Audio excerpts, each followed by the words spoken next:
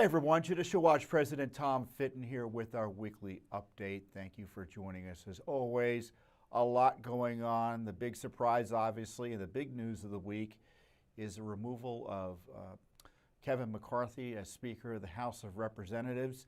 I'll talk to you about that and what that might portend for the battle for freedom and liberty and protection from government abuse. Plus, big news in the area of Joe Biden's dog. The dog's out of the White House now, and there's been more news about more bites, and Judicial Watch has a new lawsuit, so I'll talk about that. Plus, we have new documents from San Francisco that show an outrageous quota program using tax dollars geared at Black Latino transgenders. You won't believe, maybe you will, given it's San Francisco, what's going on out there. Plus, we have a new lawsuit against the Department of Education, the Biden agency, over its attacks and targeting of parents for daring to oppose pornography and illicit sexual materials being given to children in school libraries and such. So, a lot going on here in Washington, D.C. and across the land in terms of Judicial Watch's work against government corruption and on behalf of transparency, integrity, and accountability. And along those lines, we had some big news this week, right? It's just the removal of House Speaker Kevin McCarthy from his office as a result of conservative dissatisfaction with the way he's handled the various shutdown, debt ceiling fights, budgetary fights, and fights about principle. And there's a group of conservatives who didn't trust him, thought he had lied to them, thought he had broken promises. And the big issues that you should know, because as we were talking last week, I did not think I did not think a government shutdown would be averted. But it turns out it was averted because Speaker McCarthy went and worked with Democrats who voted for, in large measure, more so than Republicans did, to continuing the funding of the government for the next 45 days or so with virtually no reforms attached. So all of these issues that we were concerned about, none of it was done. Full funding for the FBI, Justice Department, all the abuses you don't like, with the help of Democrats in Congress. And so that was the final straw for a lot of conservatives on the Hill. And that's, I think, one of the reasons he lost his position. And on top of that, previously, you may recall the fight over the debt ceiling, where McCarthy, again, working with Democrats in the House, gave President Biden virtually unlimited debt ceiling room over the next year or two, with no concessions for those of us concerned about the rule of law and the abuses of the Justice Department, the FBI, et cetera, targeting innocent Americans, Donald Trump only being one of them. And so that's twice that McCarthy gave up in the face of establishment and Democratic pressure. And so that's why he's not Speaker anymore. At least that's my 2 cent, I guess 5 cent maybe analysis, maybe 7.5 cent analysis as to why things are the way they are now. Now, who's running for Speaker? It looks like as of now, Jim Jordan, who is a longtime friend of Judicial Watch's, and Steve Scalise, who's the current majority leader. He was who survived that shooting from that deranged leftist, you may recall. He's a good man as well. And Kevin Hearn is likely to run. I think he's a congressman from Oklahoma. I don't know him as well. So I don't know who's going to be Speaker. But this is what I do know. I had a statement I gave the other day, or we made available the other day. Why don't we go to that? Hey everyone, Judicial Watch President Tom Fitton here with an update on the House Speaker race. No, I am not running for Speaker, though I do appreciate all the grassroots support, and it shows that the American people in part want the new House Speaker to uphold the rule of law and defend the republic. And that means defunding the worst of the Biden corruption and abuses, defunding the effort to jail Trump here in Washington, D.C. and in New York and in Georgia. It means defunding the border invasion being enabled by Joe Biden with your tax dollars. It means defunding Biden's censorship of tens of millions of Americans. It means protecting the republic from the abusers in the Biden administration who want to use tax dollars to undermine our constitutional system. The next House Speaker needs to get to work. Well, needless to say, I agree with me. And if Speaker McCarthy had listened to what Judicial Watch was saying, had listened to me, he'd still be Speaker, frankly. If he had drawn a line in the sand, at least on one thing, saying, well, you know, we're not going to fund the government absent a reform in this area. Pick one. And obviously the Republic is facing multiple threats. But even if he had picked one, I think he would have rallied Republicans to his side of all stripes and gotten through something positive. But instead, it was this utter collapse. And so the challenge for the next speaker is, in my view, that they should be pushing, again, for a line in the sand or highlighting what lines they don't think can be crossed in terms of future government funding fights. What are they willing to fight for? What are they willing to say, no, we won't proceed unless this happens? And specifically, again, as I highlighted in the statement that we showed earlier, we can't wait. They're trying to jail Trump now. The election interference is happening now. The censorship is happening now. The violations of your civil rights are happening now. Our military is being abused now. Unborn babies are being killed with tax dollars now. You name it, this Biden administration is abusing Americans 6 ways to Sunday. All, as of Saturday, with the full funding of Congress and support. And so now it's going to come up in 45 days, right? And they're going to decide, well, if they don't have all these various appropriation bills settled upon between the House and the Senate, and that's not going to happen. I'm just telling you now, I don't think it's going to happen. There's going to be another continuing resolution fight. And the question for the new speaker should be, before he is elected speaker, what are you going to do? Are you going to do what McCarthy did, which is rule out any possible government shutdown? And the government really never shuts down. Only portions of the government shut down. And of course, they can work it in a way that the shutdown only affects the worst of government, right? As opposed to the government necessities plus could still be funded.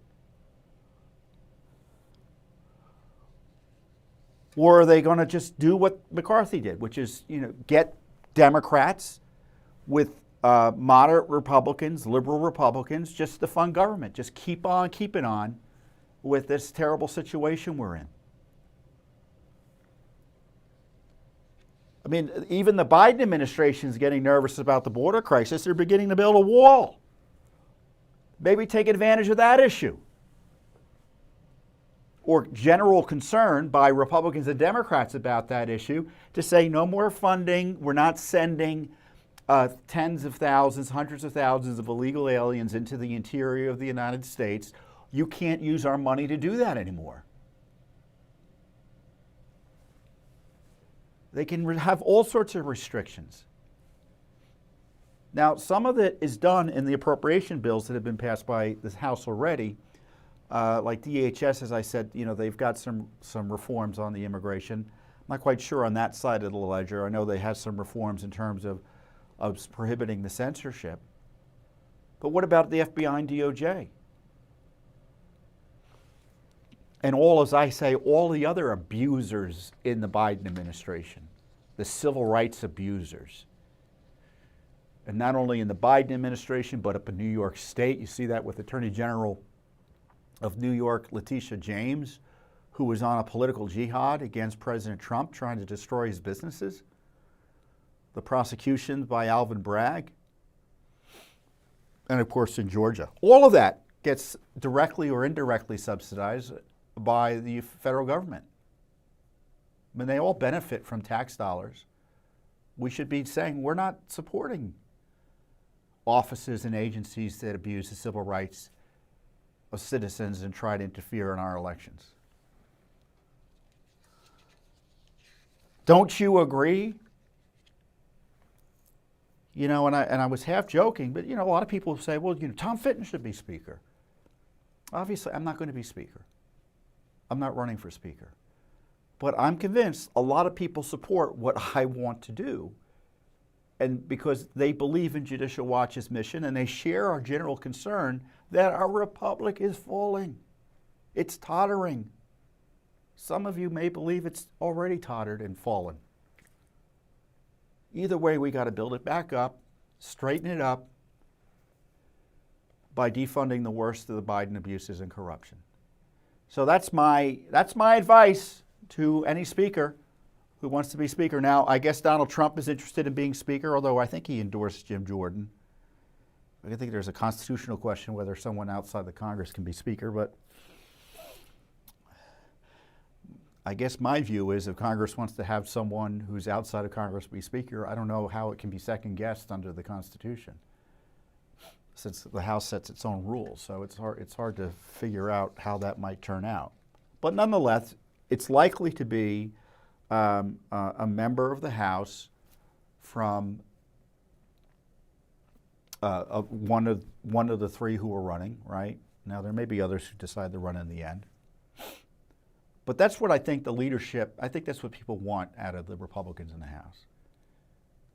And obviously there's a lot more to be done in terms of fighting corruption, accelerating the investigations into Biden corruption.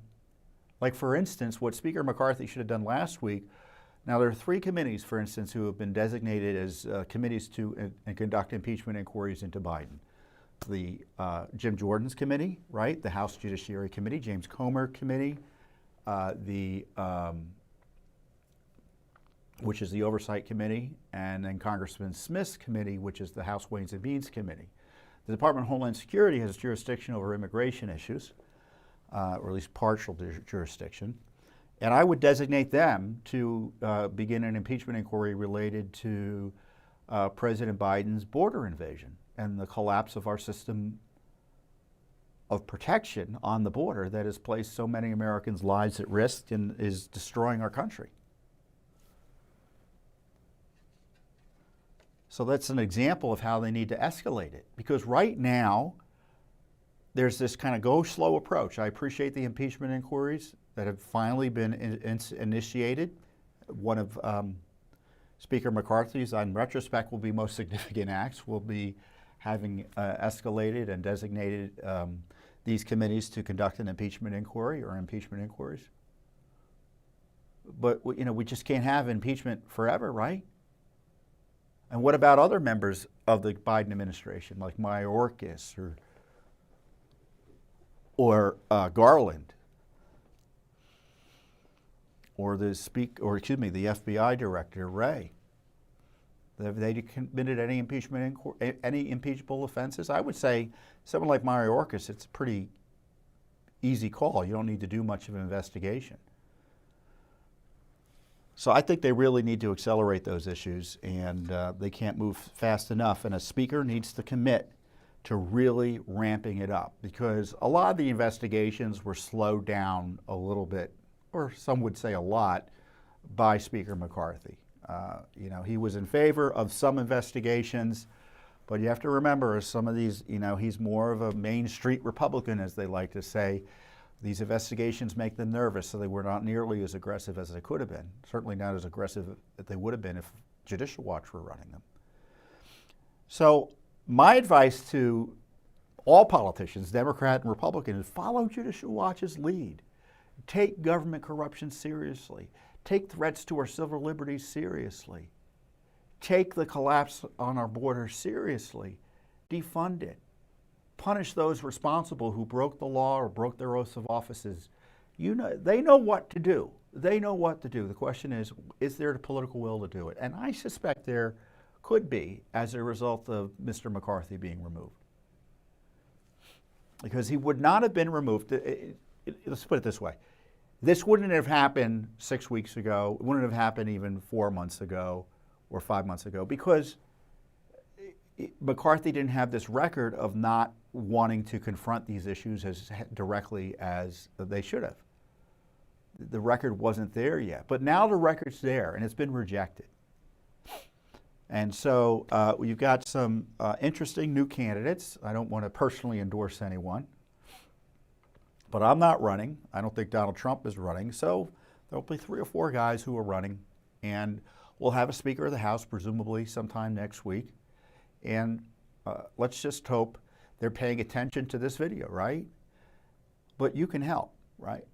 So I want you to do 2 things. Remember, I don't know what you think about who should be House Speaker. You should let your members know, because they're not going to be asking for your vote, the House Speakers. Their votes are all in the House there, right? And so to the degree you want to participate, you got to talk to your members and say, this is who we think should be Speaker. But secondly, just know there's this issue that's coming up, as it was with the continuing resolution that was passed last Saturday. Are we going to fight for our republic through this budget process in a serious way? And the can's been kicked down the road a little bit, right? And the goal of the establishment is to kick it again down the road to a continuing resolution past November and into the Christmas holiday. And then come Christmas, everyone hates to be around here for Christmas, so they pass another continuing resolution that gets us through they'll say, oh, we have to wait till after the election. And everything Biden wants to do gets fully funded. Jack Smith gets fully funded. The censors get fully funded. The border invasion gets fully funded. Fannie Willis in Fulton County gets her pot of federal money. They get their pots of federal money up in New York, you name it. And if that's okay with you, I guess that's nothing I can do to persuade you.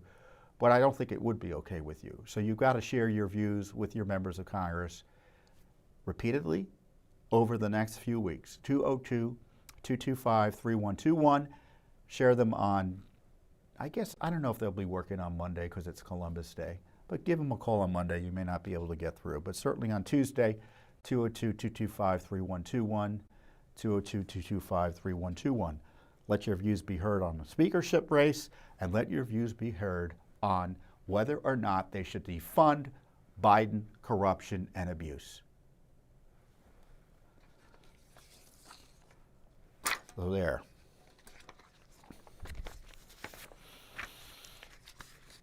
The other big news this week was Joe Biden's darn dog, Commander. What a nightmare. And really another indication just how depraved President Biden is when it comes to the safety and security of the people around him that he's responsible for as President of the United States, who has to run that operation in the White House. And here's some news reports that showed how the issue escalated. In a new development, Commander Biden, the president's 2-year-old German Shepherd, has been removed from the White House after a string of biting incidents. At least a dozen involving Secret Service personnel. The statement came shortly after CNN, citing multiple sources, reported that Commander has been involved in more biting incidents than previously acknowledged at the White House. Commander has bitten another Secret Service agent. It is the 11th known biting incident involving the 2-year-old German Shepherd at the White House and in Delaware. Now, Judicial Watch first uncovered that the dog was out of control back in July. We'd begun asking for records in the early part of the year, and they stonewalled us. I think we had to sue, and we finally got the records and showed there were at least 10 attacks as of July. And the Biden people at the time said, oh, we're going to take care of it, don't worry, which of course wasn't acceptable for any other American citizen. 10 people get bitten or attacked, and you keep the dog? No, that's not the way it's supposed to work. Sure enough, they didn't do anything, or whatever they did didn't work. And not only was another Secret Service agent, and who knows how many other staff attacked, but again, they still hadn't done anything to protect the people around them. And of course, CNN and the Biden gang is trying to blame the Secret Service for this. You know, it was a few weeks ago. I don't know if you saw the story. I don't know if I talked about it on here. But Biden was out there, and he was in an interview, maybe it was for a book, and he had suggested that the Secret Service had exaggerated commanders attacking them. Now, prior to that, Judicial Watch had uncovered that Major had attacked many more people than had been acknowledged, and Major had been shipped off to the farm. I don't know where he is now. And the Biden White House was caught lying about the attacks then. Commander comes in. We get a tip. The dog's out of control there. And who does the Biden gang blame? The Secret Service, the victims of the dog bites. Even CNN's reporting this week, they talk about, oh, the dog's afraid of the Secret Service, these big guys with guns. This is the dog can know what a gun is. I mean, unbelievable. Your dog bites another person and you blame the person?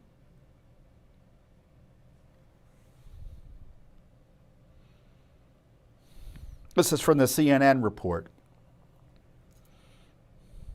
The President and the First Lady care deeply about the safety of those who work at the White House and those who protect them every day.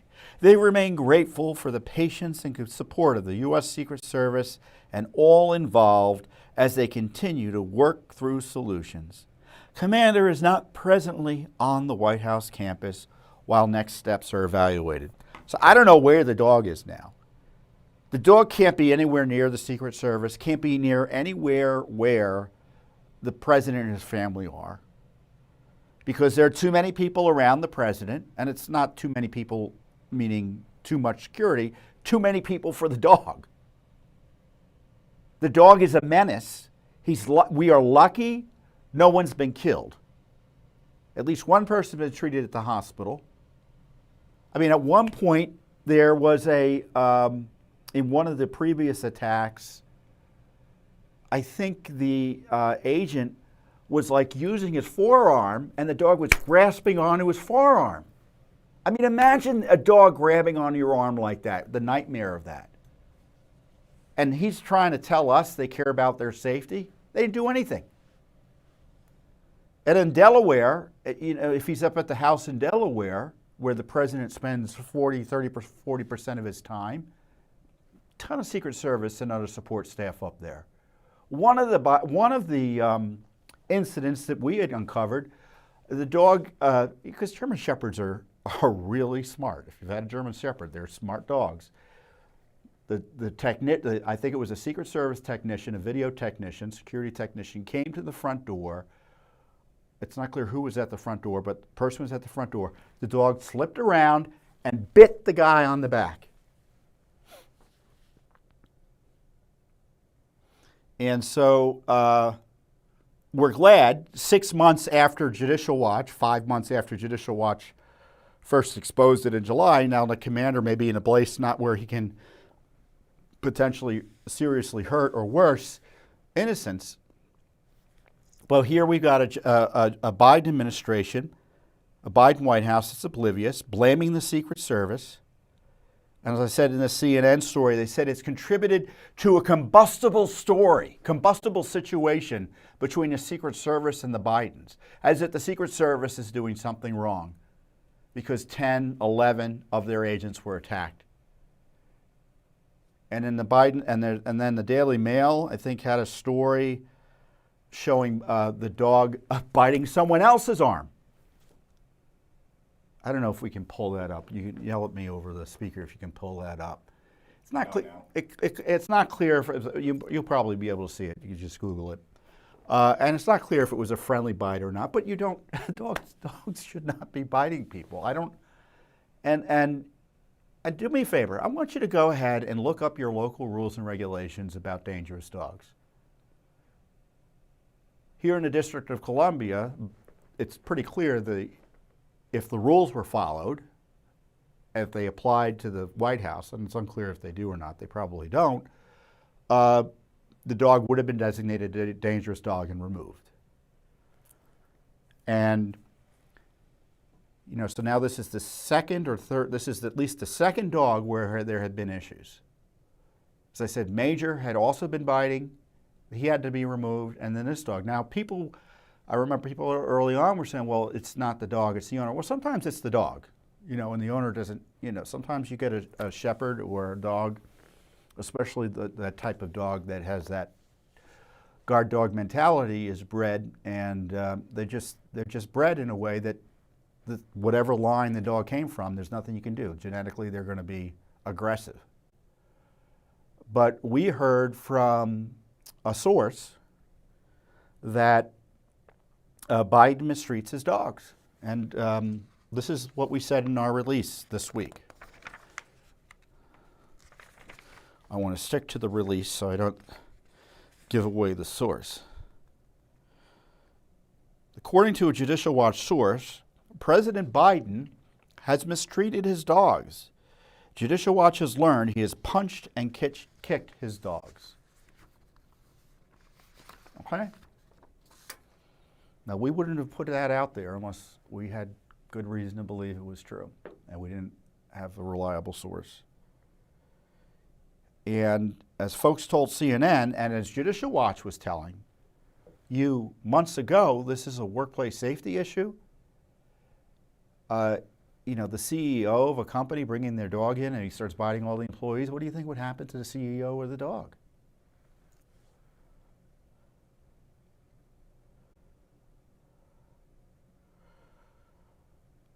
So what next? Judicial Watch is sued. We just sued again for more records. As I said, we had records, from the beginning part of the year that showed 10 bites.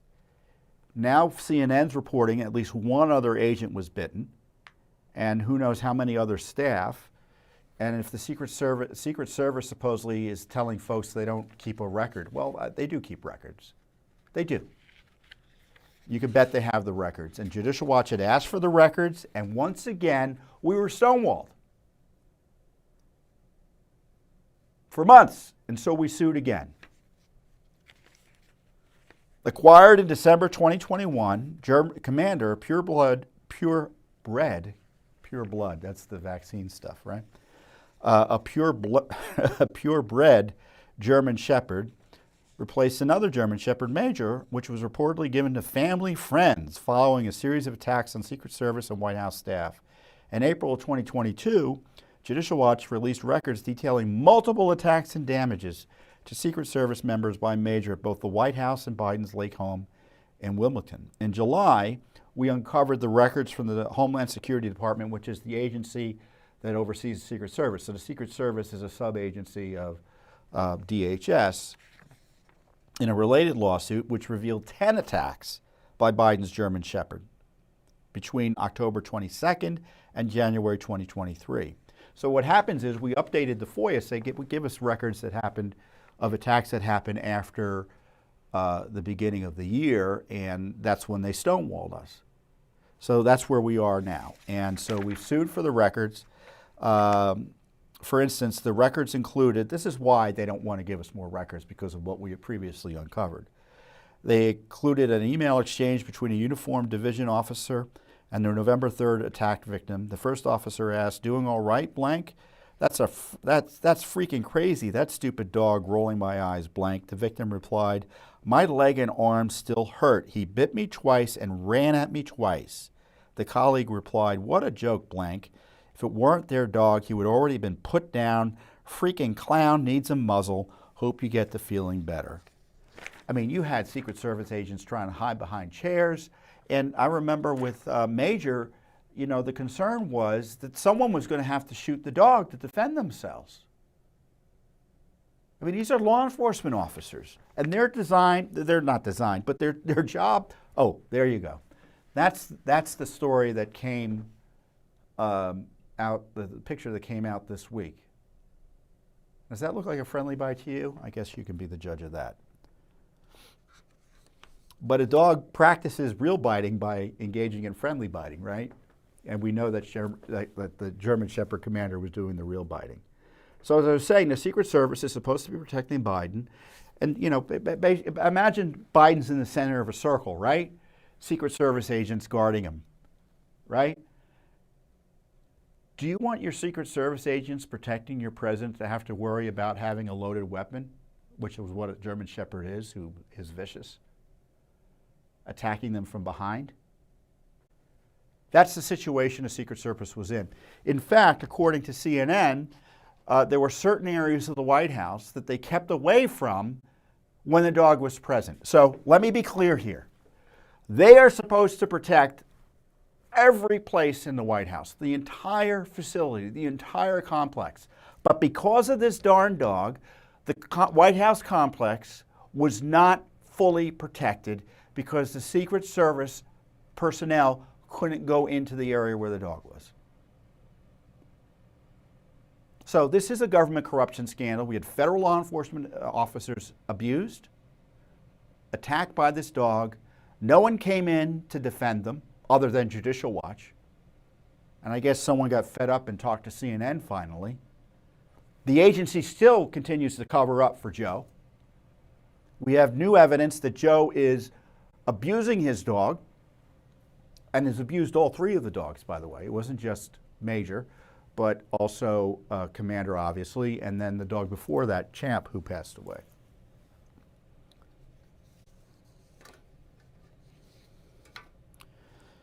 So the poor Secret Service, they're treated like dirt by Joe Biden.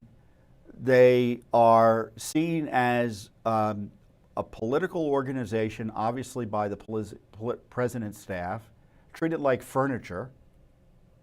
Because otherwise, why would you let you let the dog maul your furniture in the Secret Service? I mean, that's the Biden way, right? And we saw more recently the Secret Service, basically was embarrassed into this fake investigation of the cocaine in the Biden White House. And then they're told they can't defend, as Judicial Watch uncovered, Robert Kennedy Jr., despite them, Kennedy, obviously, besides his name making him a heightened risk, putting him at heightened risk for attack when he's running for president.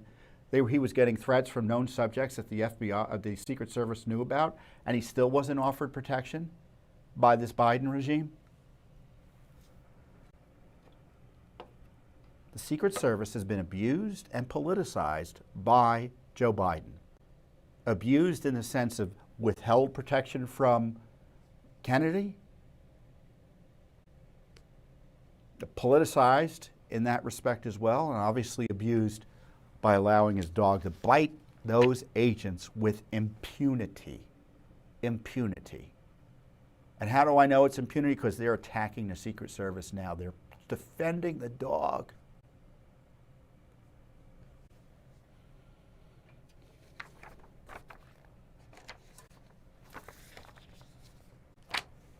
So I'll let you know if we get anything from this lawsuit. I think we will. I think we will. So poor Commander. I know no one wants to see the dog put to sleep or deprived of the family that he loves. I'm sure he loves the Bidens and some of the staff at the White House. But he's a menace. He is an absolute menace. And I'm more concerned about the people he bit rather than the dog, frankly. Especially in these circumstances.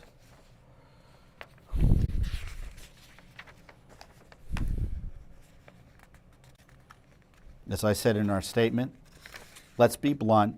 This dangerous dog could have killed someone, and the ongoing administration cover-up of the Biden dog attacks on Secret Service agents is a dangerous scandal.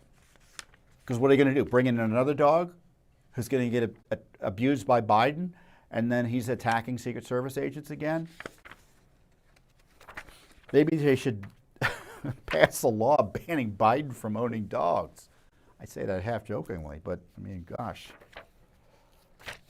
Man.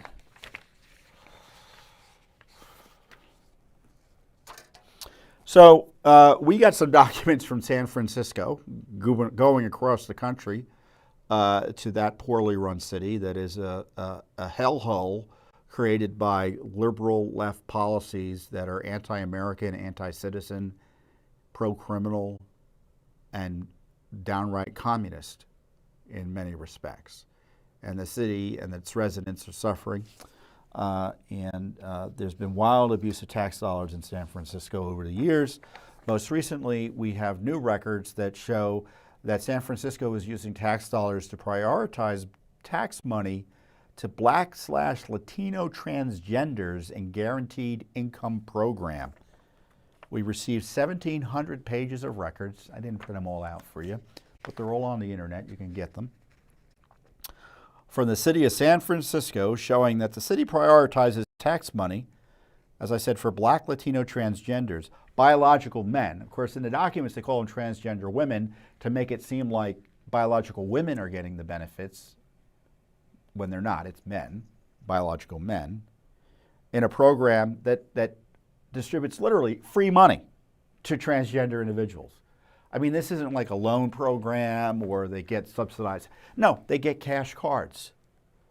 The records show that the taxpayer-funded Guaranteed Income for Trans People program, GIFT, also allowed illegal aliens to apply. So the border invasion enabled and furthered and aided and abetted by the San Francisco government allowed people to engage in survival sex trades to apply, so prostitutes and pimps and such. And the use of funds by participants is virtually unrestricted, meaning they get cash and no one checks to see how the money's spent. We obtained the records through a California Public Records request to the Office of Treasurer and Tax Collector for San Francisco. Records and communications regarding the application and approval process for transgender, non-binary, gender non-conforming, and intersex individuals receiving guaranteed income for transgendered people benefits. I mean, I can't believe we have to file a FOIA request defining people like that, but that's what the government is doing in San Francisco.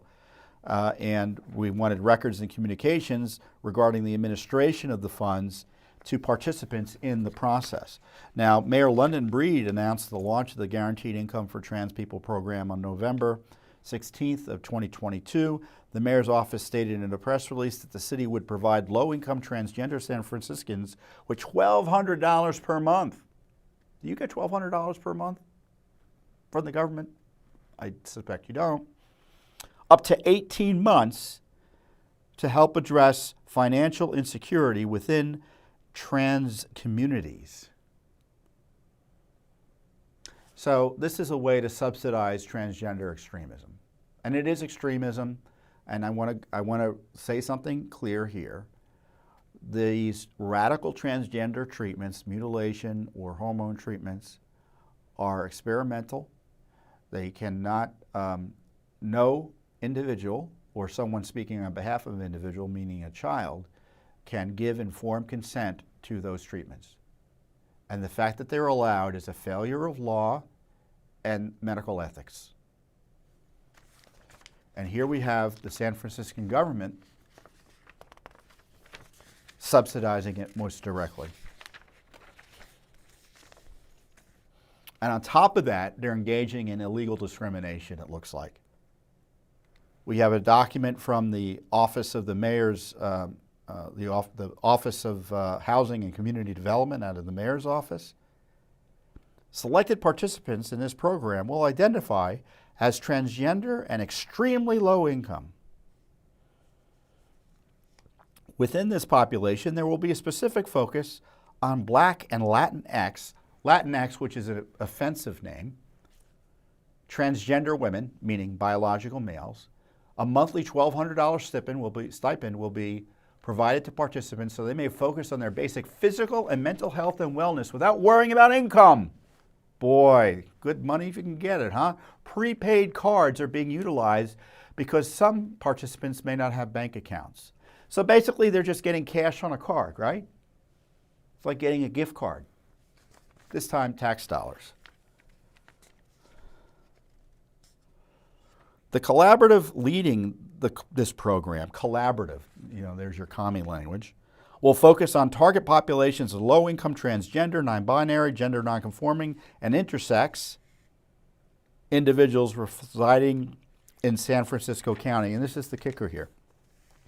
The program, and this is emphasis in the original here, will prioritize enrollment and retention of BIPOC, Black, Indigenous people of color, trans and non-binary people who also engage in survival sex trades, living with disabilities, elders living with HIV/AIDS, undocumented monolingo Spanish speakers, formerly incarcerated and unhoused and marginally housed.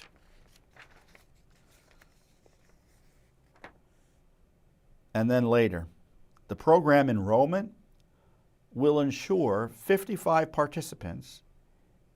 The 55 participants, I guess this is the beginning of it, is 66 BIPOC, at least 30% Black trans women, and at least 20% Latinx trans women.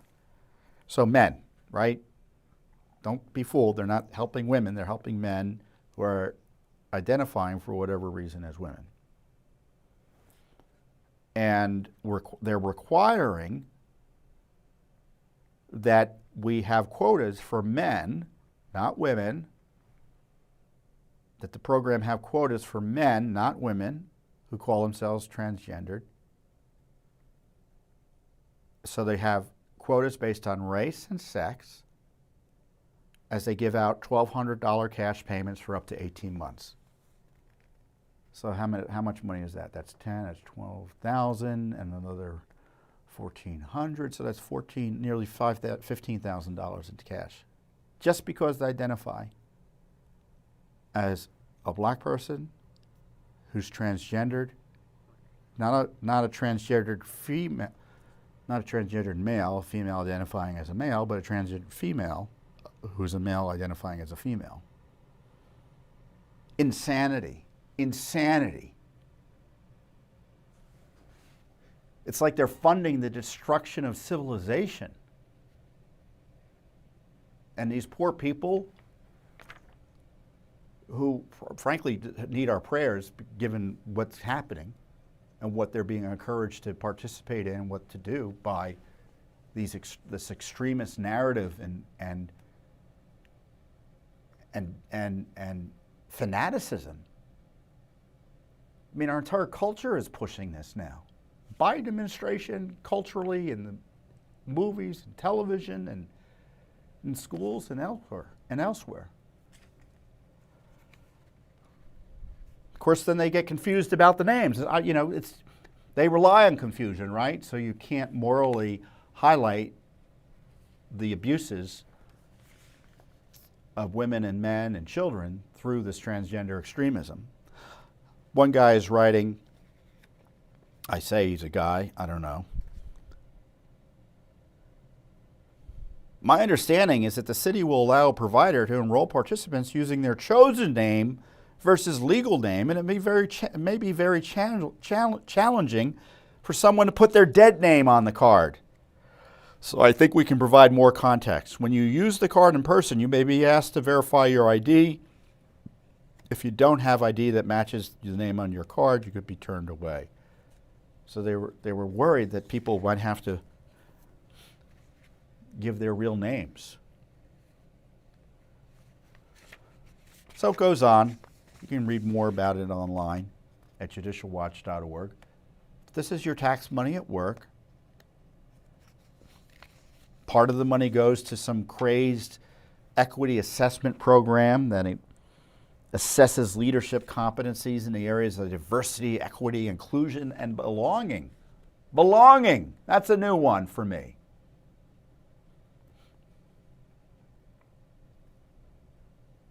And there was all department-wide analysis of this.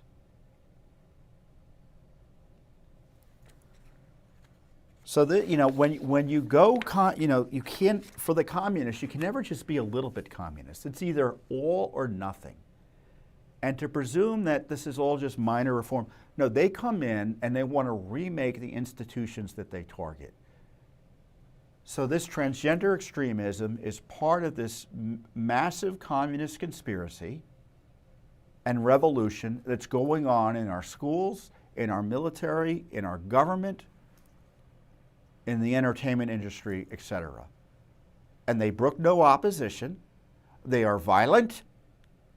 You see transgender extremists being involved in violence all the time. And one way you can tell they're violent is because they say critics of them are violent, meaning Words are violence. And by saying that someone is engaged in violence by criticizing them, it justifies attacking them with violence. That's the way the left operates. So we're not done with this. I don't know if we're going to sue for records. This is an example of where we got records without having to sue. So good for San Francisco, right? But there may be legalities that need pursuing by Judicial Watch or others in terms of the discrimination that they commit to. Giving money based on race and sex in violation of the Constitution of the United States of America and California's Constitution, going on in San Francisco right now as part of this transgender extremist agenda. Let's see what I said in my comment here. Maybe I said something even better. Well, I didn't. So we do have a new lawsuit. It's a related matter in part, out against the Department of Education. We filed it on behalf of the Daily Caller News Foundation, which is a journalism entity that we've helped and litigated with and on behalf in the past. And we asked for records about specifically the book banning issue, or the non-issue. And a group called Moms for Liberty and Ron DeSantis down in Florida. And as you may know from following the news, the left is aflame because parents are concerned about illicit sexual materials and other inappropriate materials for children being given their children or being made available to their children in libraries and schools and elsewhere. And Ron DeSantis has engaged in some reforms in Florida, and representatives of Florida citizens have changed the laws and rules to protect children more significantly, and other American citizens are noting the pornography in schools and trying to get it limited. But the sexual extremists who are in league with the left and the teachers' unions and now the Biden administration are pretending that's some sort of First Amendment crisis by trying to protect children from sexually explicit materials, age-inappropriate materials, and pornography. I mean, they're on the side of, demons as far as I'm concerned.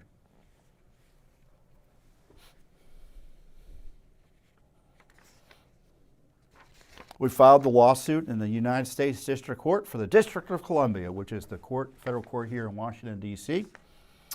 All email requests, including attachments, URL links, and electronic database links of Miguel Cardona, to or from. Now, Miguel Cardona is the Education Secretary for President Biden. To or from the President of the National Education Association, Rebecca Becky Pringle, and President of the American Federation of Teachers, Rhonda Randy Weingarten, from June 1st, 2023 to July 15th, 2023. And basically, we want all communications about book bans or book banning, all communications about Moms for Liberty and or Ron DeSantis. And then we also wanted records for his communications with the head of the American Library Association, Emily Drabinski, who is an extreme leftist who's now running the American Library Association, and all the lefties and the media are getting upset because states and localities are asking themselves, why are we working with the American Library Association that's pushing porn on children? What's really frustrating about this case as I look at it, and I noted it when we filed the release, is that we asked for records for emails for a period of 6 weeks. Okay? How many emails could there have been, or communications, between a cabinet secretary and 3 people over the course of 6 weeks? Right? Even if it's as bad as I imagine, it's only a handful. And they don't care what the rules require in terms of disclosure and transparency under the Freedom of Information Act. This is an example of how much contempt for the rule of law federal agencies have when it comes to transparency. And I'm not going to say it's a Democrat issue or a Republican issue, because both political parties do it when they're in control of the presidency. There's zero respect for FOIA and transparency. On July 4th, 2023, Education Week reported on a speech Cardona gave on July 3rd in Orlando, Florida at the NEA's annual Representative Assembly. So he was down at the big teachers union event. He addressed Cardona addressed statements regarding woke ideology and indoctrinating students made by Republican presidential candidates at the Moms for Liberty National Conference in the days prior to the NEA event. Now, so the Moms for Liberty is a great group. It's a great grassroots group. It's kind of newish, but it's growing because moms are concerned about liberty. And as we note in the press release, they were initially got together to, I didn't realize it was so new. It's only been around since 2021, and it's already one of the leading grassroots groups on these parents' rights issues. And it was founded by two former school board members. The group was initially found to go against, the mask mandates and school closures in Florida schools, and then they expanded its mission to support parental rights legislation to give parents more say in their children's education. And the parents group has come under increasing attack by the extremist left, and the left is, it's calling it an extremist group and suggesting they're all terrorists. Moms going out there and making sure their little kids aren't being abused by sex talk in schools. So Cardona went over there to the NEA and basically made a crazy speech. Cardona dismissed the concerns that I was raising as, quote, divisive drama, slamming conservative policymakers who have pushed for book bans, restrictions on instruction about racism, limitations on the rights of LGBTQ plus students, and school choice priorities that divert public money to public-private schools.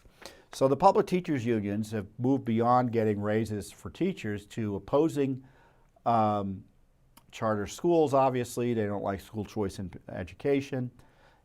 They also are fully behind this radical movement to sexualize children with pornography and other sexually explicit activities through their teachers, and there's no limit as to how young they'll go. Like I said, demonic. The Biden administration can't be allowed to hide this information from the American people, said Daily Caller News Foundation editor-in-chief Michael Bastek. Citizens have a right to know if their government is plotting against moms or working behind the scenes to keep pornographic books in school. So that's what our client says. This lawsuit, is what I say, aims to uncover the truth about the desperate new effort by the Biden administration and its leftist teachers union allies to smear and target parents who oppose sexually explicit and other extremist content being made available to school children. So we already have a separate lawsuit against the FBI over their using various systems available to them to target American parents, supposedly based on teachers union fronts. This is the School Board Association. You may remember they started targeting parents as terrorists. So we have a lawsuit on that. But here we have the Education Department obviously collaborating and colluding with the major teachers unions, who are big-time donors to the Democratic Party, which is their right? But the American people have a right to know what the government's doing with these groups, especially if it means abusing our kids. So we're proud to file this lawsuit with the Daily Caller News Foundation. We're proud to be behind Moms for Liberty and trying to protect them indirectly by exposing the targeting of them. You shouldn't have to worry about the government coming after you if you want to defend your kid from government abuse. This is America. And this is another example of how these budget fights that we are hearing about in Washington, D.C. with the continuing resolutions, appropriations bills, and whether the government should be shut down. I don't know about you, but I would shut down the federal government forever to protect children from being sexualized with federal tax dollars. And I think you agree with me, don't you? So these are the types of battles we're involved in. And of course, we not only do it with your support, and I really thank you for your support because we're able to file these lawsuits, help citizens, help journalists like our friends at the Daily Caller News Foundation, protect law enforcement. We're trying to protect Secret Service agents by exposing what that darn dog was doing, attacking them and injuring them.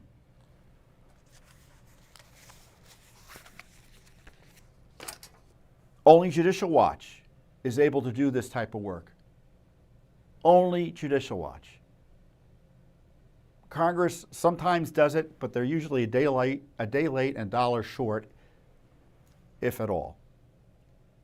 So if you like this work, like what we're doing, I encourage you to support us by going to our website at judicialwatch.org, judicialwatch.org, and make a donation. Otherwise, get the information out. Another way you can support us is by sharing this video, liking this video, commenting on this video. There's nothing the left hates more than seeing my videos for Judicial Watch. They hate them. And so that to me tells you that they're effective, right? So share them and educate your fellow Americans about the crisis we're in and about what their government's up to. With that, I'll see you here next week. And by the way, happy Columbus Day. I don't want to neglect Christopher Columbus and the celebration of the bringing of Western civilization to the Americas. I remember the 500th anniversary of Columbus was noted by the church as the 500th anniversary of the evangelization of the Americans, of the Americas. So I guess this is the 500, 1492 is 500 years, it's been 30 years. So this is the 531st anniversary of the bringing of Western civilization to the Americas. Now the left hates that, that's why they're attacking Christopher Columbus, because they hate Western civilization, they want to destroy it. So I encourage you to celebrate and commemorate Christopher Columbus's discovering of America. Because the left hates it, and their attack on it is an attack on everything you hold dear as an American, believe you me. With that, I'll see you here next week on the Judicial Watch Weekly Update. Thanks for watching. Don't forget to hit that subscribe button and like our video down below.